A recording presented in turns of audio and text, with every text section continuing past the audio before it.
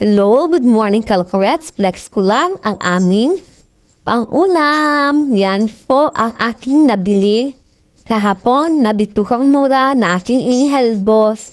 Favorite po namin yan.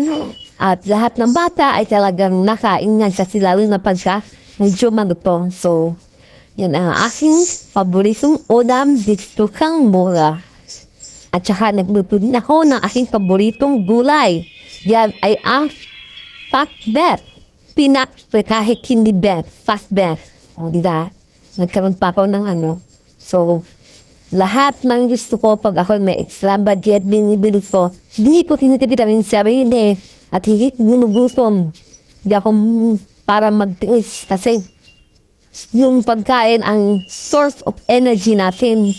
Diba? Kaya tayo nagtatrabaho para makakain tayo. Diba? So, kailangan busugin natin sarili.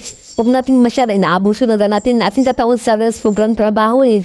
Tapos, tititelin pa natin. So, kumain tayo ng gusto natin. At yan, nagluto din ako ng mga tampus na paborito ko. So, ito yung aking tiniblex lang ha. At ito aking hindi mamahili. Kasi hindi ko ugaling magmahili. Ang aking lamang ay kahit tayo ay may mga utang, as long na nagbabayad naman tayo ng ating mga utang, masarap din tayo. At hindi nakakahiyang magmasarap. Lalo na pagbayad naman tayo sa ating mga utang. Kasi hindi tayo masasabihin, masarap ng masarap, hindi man marunong magbayad ng utang, yung utang sa akin, hindi naman bayaran, no? Diba? Kaya, bago tayo magmasarap, bayad din tayo ng mga utang natin. Kahiya din naman sa atin pinagkakautangan. At speaking of utang, ito ulit tayo. Huwag tayong magagalit. Huwag tayo ay sinisingil. Kasi, inutang natin yan natural, sisingilin. Ayaw mo masingil, huwag kang mangutang. Ganun lang yun. At saka, alam mo, ako ay talagang mangutang. Pag ako'y gipit na gipit, lahat ng mga gamit ko dito sa bahay din pinangutang ko din yan. Pero, ako talaga nag-iintindi na aking utang. Kasi ayaw po nahihiya din ako masingil. Tsaka isa pa naghahanap buhay ako. Ayaw ko din gawin sa akin yung ganoon. Kaya ako, pag may utang ako, talaga, ay bakay na bakay ko pa. Minsan sasabihin ko pa, baka gusto niyo akong singilin. Ako na mismo magchat-chat, ay nasaan kagat ibibigay ko na yung bayad ko. Ganoon. Kasi hindi naman maaaring hindi mo yung babayaran. Utang yun sinabi mong hingi. Diba? Baka hindi ka po sisingilin pag sinabi kong hingi ko na. Pero hindi ganoon. Kasi yung taong nagpautang kasi sa'yo, pinaghirapan din niya yun. Ito ha. Ano to ng mga matatanda?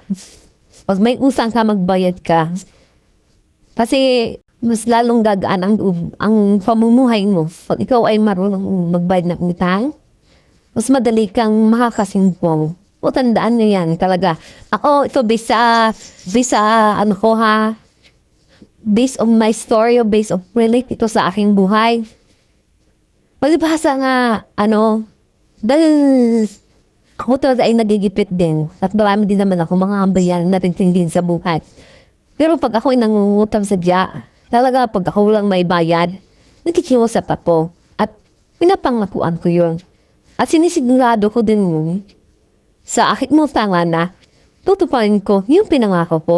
Kasi pag nangutang tayo, kaya ako lang ako kung hindi nyo naman kaya yung tuparin, di ba? Masama kasi din yun. So, pag nangako kayo, tuparin nyo. At saka isa pa, ng tao kasing inutangan mo, pag mabait ka sa kanya magbayad, pagdadasal ka pa niyan, kaya lalo kang siswagtingin, lalong gagaan ang buhay mo. Pero pag ikaw hindi marunong magbayad, ay itatandaan mo, wala kang na may ikutan, wala kang mautangan. Makita ka pa lang na tao, hiiwasan ka at matatakot na sa iyo. Kasi bakit pinandiso ba ako mangutang sa akin? Ganyan ang mangyayari. Sipin niyo ka yung konting utang niyo, pag nagkasira kayo, mababalita kayo. Diba? Mababalita kayo. Kahihiyan yun. Hindi nyo lang kahihiyan. Yung kahihiyan din yun ng inyong pamilya, lalo ng inyong mga anak. Kaya, ano sa'yo? Kasi nasa Bible din yan. Ito na yung ano ko na noon. Sa Bible yan na magbayad ka ng utang para hindi ka karmahin. Kasi tayo ay nangutang, pinagkatingwalaan tayo ng taong nagpautang sa atin. Ibig bagang sabihin, pinaghirapan niya yung pira o ano pa man niya pinagkaloob sa'yo o dinigay sa inyo. Pinaghirapan niya yan. Kumbaga, huwag mong samantalahin. Dahil hindi lahat ng tao mabait, hindi lahat ng tao may consent sa'yo, hindi lahat ng tao kaya kang pautangin. Kaya, kung anong obligasyon mo, gawin mo. Huwag mong hintayin pang singilin ka, magkusa ka, nakikigian mo yon. At saka ito pa, huwag kang magagalit o pagtatagwan yung pinagkakautangan. Makiusap ka, hindi yung ikaw pang galit. Abay, kahit may tuho pa yan, o ano man, utang na loob mo yun sa taong inutangan mo, mahiya-hiya ka, yun lang akin. Diba? Ayaw mo nun. Wala ka namang puhunan, nakautang ka. Hindi ka naman niya kaano-ano na pinautang ka. So, maging mabuti tayo yung tao. Magkaroon tayo ng kumbaga, dignidad at paninindigan. Huwag ganoon. Diyos ko po. So, sana nga, ay maging aral lahat ito sa tao na hindi yung pagkatapos makautang parang walang nangyari. Huwag ganun. Lalong bibigat ang buhay mo. Try mo magbayad kahit pa kunti-kunti sulungan mo. Ikalulugod yun sa iyo ng taong inutangan mo. Promise, mas lalo kang makakaluwang. At samahan mo rin ng dasal. Ang napagipit na lipit ka na, samahan mo ng dasal. At kabutihan ang ibigay mo sa kapwa mo, huwag kasamaan. Para lalo kang pagpalaring. So, yun lang po. Yung kung ano na lang masabi ko, pasensya na. Pero ito ay sana maging aral sa lahat. So, salamat sa panonood. Bahala na kayo sa akin. At alam niyo minsan, ang bunganga po ay diretso. So, thank you and God bless everyone.